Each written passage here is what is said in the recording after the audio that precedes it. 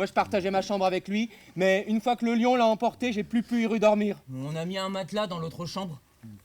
En fait, on n'entrait presque pas dans la chambre de Max. Une famille de buffles tient une blanchisserie dans un quartier populaire où les lions rôdent.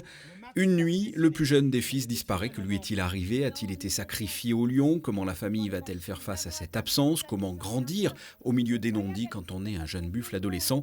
Voici le scénario, aussi étonnant qu'il puisse paraître, du spectacle de marionnettes proposé mardi soir dans le cadre du théâtre du Fort-Antoine. Buffle de Paul Miro, interprété par la compagnie Arnica.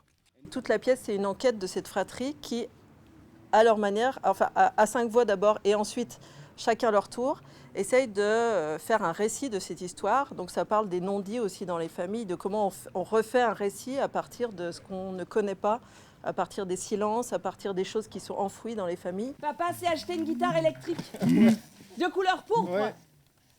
et un ampli. Oui, un Fender. Il n'avait jamais tenu un instrument de musique dans les mains.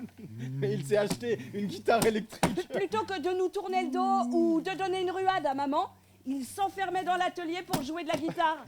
Chacun affirme son point de vue, sa sensibilité, son vécu. C'est avec un cœur de marionnette à l'effigie des buffles que les acteurs évoquent les histoires de secrets, d'héritage, de résilience et de choix que l'on fait tout au long de sa vie.